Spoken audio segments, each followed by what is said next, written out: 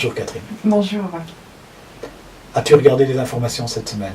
Oui. Bien sûr, tu as certainement vu ces images de Hongrie, les manifestants dans la rue, Oui. à propos de l'idée de faire payer les téléchargements. Certains disent c'est pour contrôler tout ce qui se passe. Et moi je me pose avec cette question une autre question. On voit une montée du nationalisme dans pratiquement tous les pays. Quel est ton sentiment quant aux frontières en tant qu'artiste? Tu habites à 2 pas de la frontière belge, l'autre en France. Qu'en serait-il si il y avait cette fameuse frontière? Nous étions à Moucron, nous sommes allés te voir, tu es maintenant ici, tu as été exposé en Russie, tu as été exposé dans d'autres pays, etc., etc. Peux-tu nous en parler? Il y a quelque chose qui me dérange, moi, c'est la soi-disant mondialisation. Oui, ça c'est un autre facteur. Moi je pense plutôt au fait que un artiste ne trouve pas forcément son public dans son village, dans sa ville, ou même dans sa région, voire dans son pays. Ah oui, non mais c'est vrai, parce que, en l'occurrence, là j'en suis effectivement l'illustration, en tous les cas je me vis comme ça. Mais je pense que c'est le cas de tout le monde, parce qu'en fait un artiste se crée par réaction à ce qu'il vit. Et donc s'il s'intégrait parfaitement dans son milieu, il ferait comme tout le monde, quoi. À quoi bon créer, risquer de sa vie autour de la création et des choses comme cela. Il y a des manières plus simples de gagner sa vie.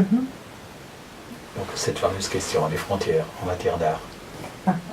Non mais effectivement, de toute façon il n'y a pas de frontières. L'humain qui habite toute la planète reste un humain. Après, ce qui vient un petit peu modifier sa perception du monde, c'est sa culture, c'est son environnement. Il y a des nuances. Voilà, mais sinon l'humain il est profondément humain. Et c'est vrai que il y a un facteur qui me semble important par rapport à l'art, c'est que quand on vient d'une autre région ou d'un autre pays, quand on a une culture forte de cette région, on intéresse et on bouscule un petit peu les habitudes du pays qui nous accueille. C'est là l'intérêt d'aller au-delà des frontières, effectivement.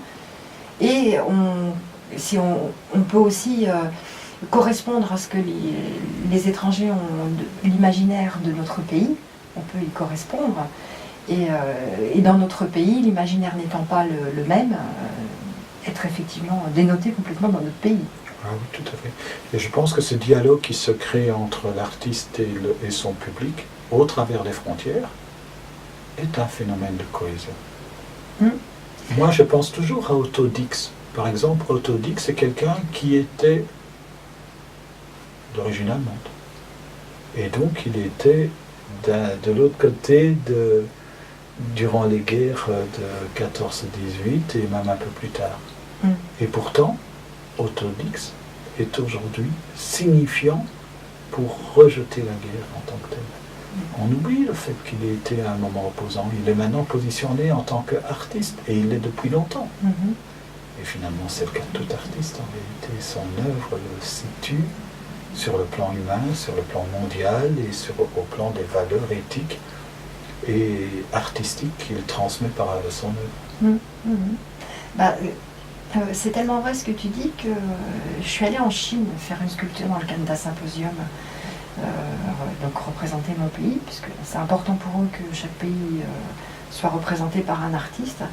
Et leur idée, c'est que les artistes, et notamment les sculpteurs, sont des gens qui peuvent transmettre la paix. J'en suis persuadé. Et donc on est vraiment le symbole de paix. Mais les artistes au sens global du terme. Complètement. Que ce soit art du spectacle, art plastique, littérature, cinéma. C'est normal, on est dans la construction. Exactement. On n'est pas dans la destruction. Et c'est une œuvre humaine. Et c'est humain. Tout à fait. Un tout grand merci à toi, Catherine. Merci, Michel.